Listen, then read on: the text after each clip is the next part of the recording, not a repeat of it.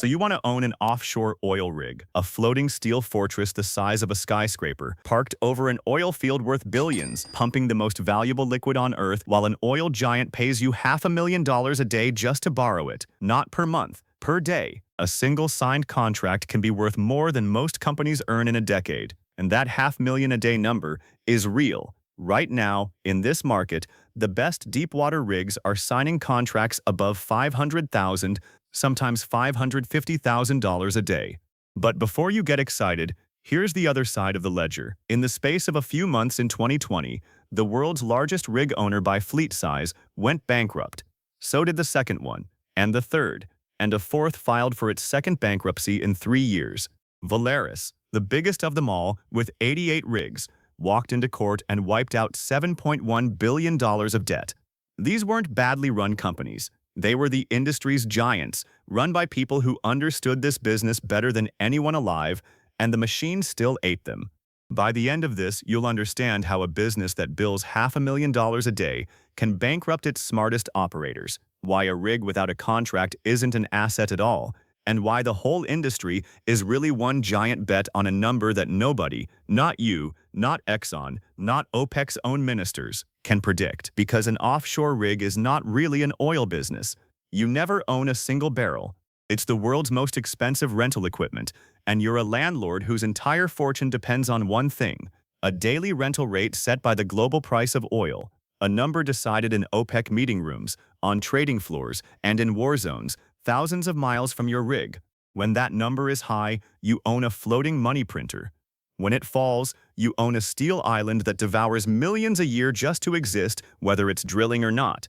Let's start with what you're actually buying, because there isn't one kind of rig. There's a ladder, and every rung is a different depth of ocean. At the bottom sits the jackup, a platform with legs that literally stand on the seabed, good to around 400 feet of water. That's the entry-level machine, in the low hundreds of millions new. Above it floats the semi-submersible, a platform riding on submerged pontoons, anchored or dynamically positioned, working in thousands of feet of water. And at the top sits the drill ship, an actual ship with a drilling derrick punched through the middle of it, able to drill in 10,000 feet of ocean and then bore miles further into the rock below.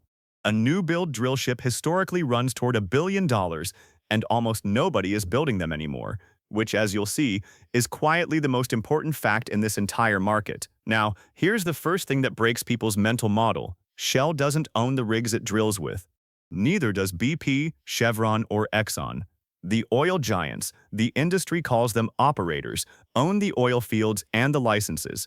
The rigs belong to a completely separate industry, drilling contractors, companies like Transocean, Valaris, and Noble, whose entire business is owning these machines and renting them out.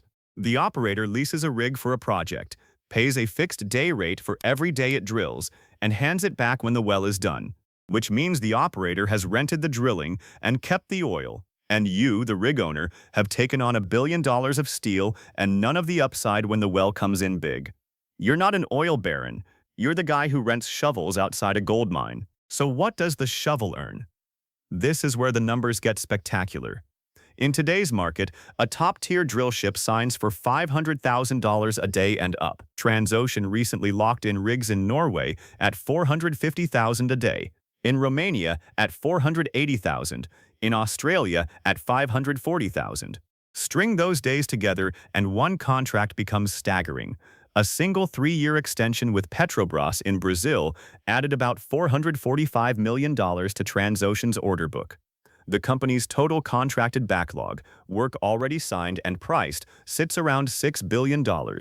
That backlog is the closest thing this industry has to a heartbeat.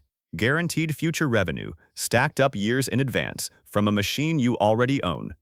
And the day rate is beautifully simple in one specific way.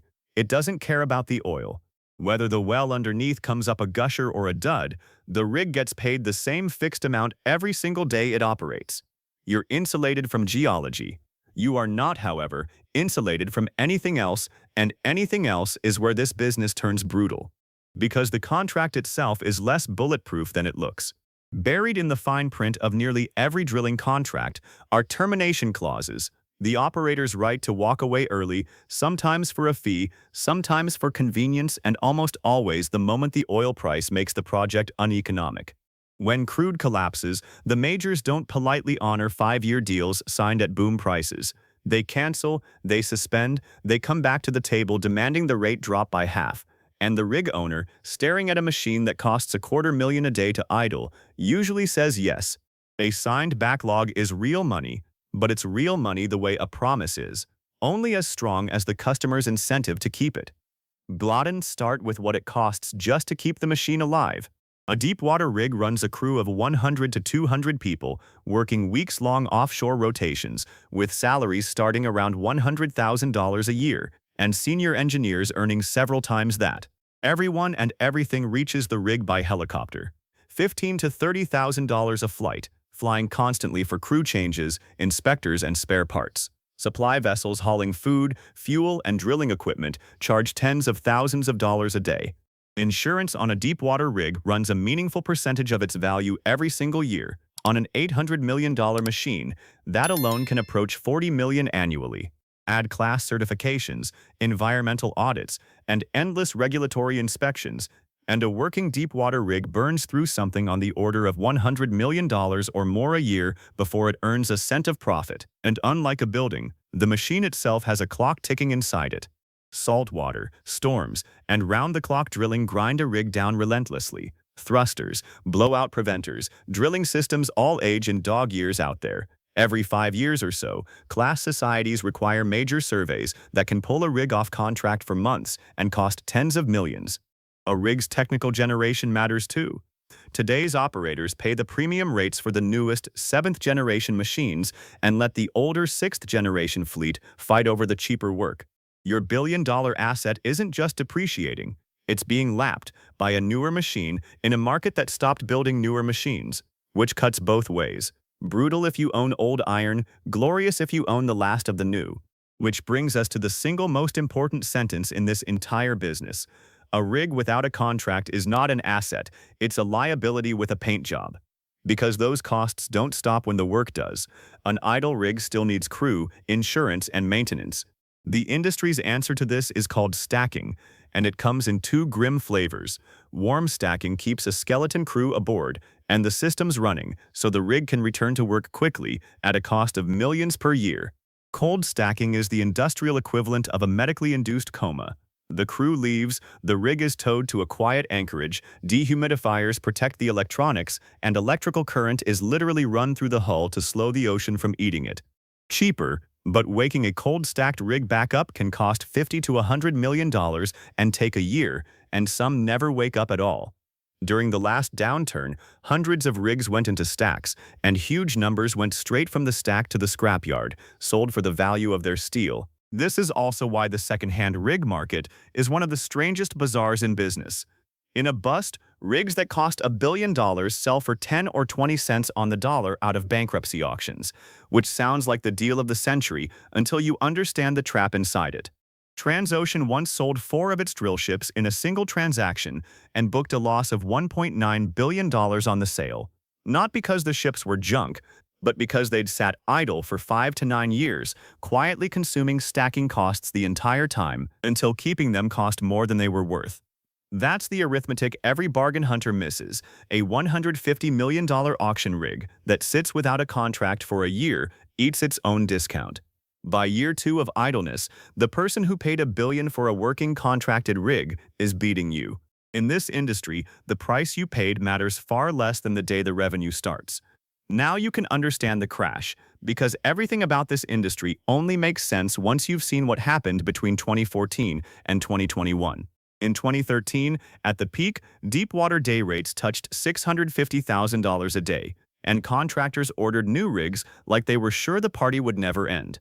Then, in late 2014, OPEC decided to defend its market share against American shale and let the oil price collapse from over $100 a barrel to under $30 by 2016. Watch the chain reaction. Operators slashed exploration budgets, contracts were canceled or renegotiated. Day rates fell from $650,000 to a range of $120,000 to $180,000, barely enough to cover operating costs, let alone the debt on $1 billion machine. And the debt was the executioner. The contractors had borrowed enormously to build their fleets during the boom, and the loans didn't care that the market had died. The reckoning arrived in 2020, when the pandemic kicked the industry while it was already on the floor. In the space of a few months, Diamond Offshore, bankrupt in April. Noble Corporation, bankrupt.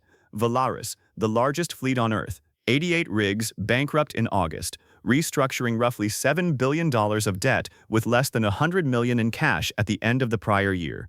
Pacific Drilling headed back to bankruptcy court for the second time in under 3 years. Seadrill, the empire built by shipping billionaire John Frederickson, once worth $20 billion, went through bankruptcy twice in 4 years. When Valaris emerged in 2021, it had eliminated $7.1 billion of debt, converting its lenders into its new owners. The shareholders who owned these companies at the peak were for the most part simply wiped out.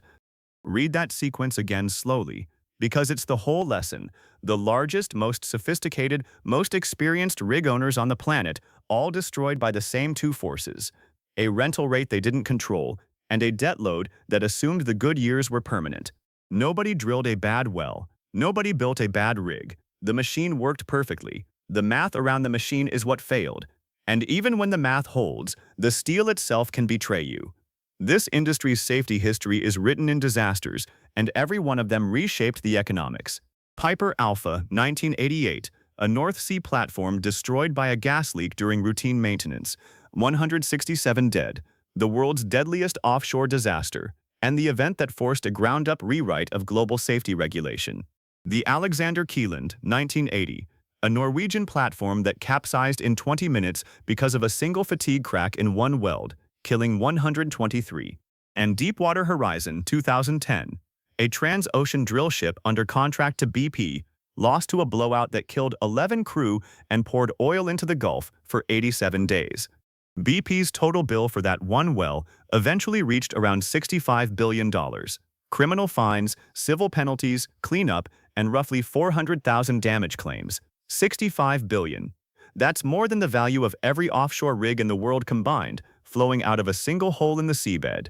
It's why insurance costs what it costs, why regulation is merciless, and why one bad day on one rig can reprice risk for the entire industry overnight. So why would anyone stay in this business? Before we answer, add one more layer of chaos: geopolitics. Your rig's income is hostage to decisions made in rooms you will never enter. An OPEC meeting in Riyadh can move your day rate more than anything your crew does all year. A war near a shipping choke point can spike oil prices, great for rigs in safe waters, catastrophic for any rig parked in the crossfire, where contracts freeze, war risk insurance multiplies, and supply boats stop coming. Sanctions can strand a rig in the wrong country. A single election can reopen or shut down an entire offshore zone. You own the machine, the world owns the market it floats in. And yet people stay because of what's happening right now. And it's the mirror image of the crash.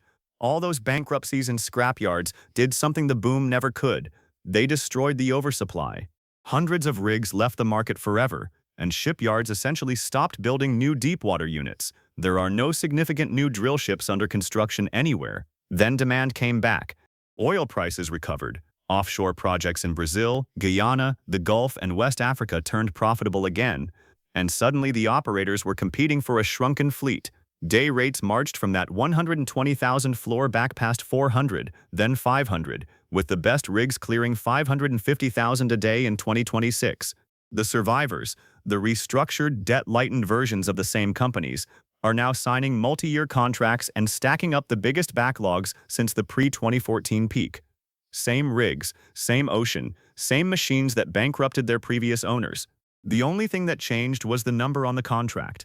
That's the deepest truth of this industry. It's a pure commodity cycle with a 10-year lag built in. Rigs take years to build, decades to pay off, and they can't be turned into anything else. So supply always arrives late. The rigs ordered at the top of one boom get delivered into the following bust, and the pain always overcorrects, scrapping so much steel that the next boom finds a shortage. The owners who win aren't the ones who time the oil price. Nobody times the oil price. They're the ones whose balance sheets are boring enough to survive the winters that everyone knows are coming but no one can schedule. So let's add it all up and answer the real question. What do you actually make if you buy a rig? Take the optimistic case. You buy a capable deepwater rig for, say, 500 million in today's market and sign it straight onto a contract at 450,000 a day. Full-year utilization brings in roughly 160 million in revenue. Subtract around 100 million in operating costs and something like 15 for insurance, and you're clearing on the order of 45 to 50 million dollars a year. A genuinely great return, as long as the contract holds. At that pace, the rig pays for itself in about a decade, which sounds fine until you remember what this market did to the last decade. Now the realistic case, and none of it is exotic. It's just the recorded history of this exact industry. Oil falls because OPEC changes strategy or a recession hits demand. Your operator invokes a termination clause or renegotiates the rate down to 200,000. The rig sits cold stacked for a year, still costing millions, waiting for a market that takes 3 years to return instead of 1. In that world, the same rig that made you 50 million now loses you 30 or 40 a year, and the gap between your good year and your bad year is the better part of $100 million on a single machine, driven entirely by a price you have no say in. Which is why, in the end, almost nobody owns one rig. The real players own fleets of 20 or 30, spread across regions and contract lengths, so that no single termination or stacked unit can sink the company. And even then, as 2020 proved, the fleet only survives if the debt is light enough to hibernate through winter. So if you ever do decide to buy an offshore oil rig, understand exactly what you're buying. Not oil, you'll never own a drop of it. Not even drilling, really. You're buying a leveraged bet on the future price of a commodity, welded into $1 billion of steel that cannot be repurposed, cannot be paused for free, and cannot be sold in a downturn for anything close to what you paid. When the cycle is with you, it pays $500,000 a day and makes you look like a genius. And when the cycle turns, it doesn't matter how well you run the machine, because the machine was never the business, the number on the contract was. And that number belongs to the world, not to you. And if you've picked up the pattern by now, a business where the asset looks like the fortune, but the fortune actually lives in something the owner can't control. You've seen it before on this channel. Watch the one on owning a nightclub next, where the product is the city's attention and it evaporates faster than any oil price. Then the one on owning a private army, where getting too good at the job is the thing that gets you killed. It's the same trap wearing a different building every time.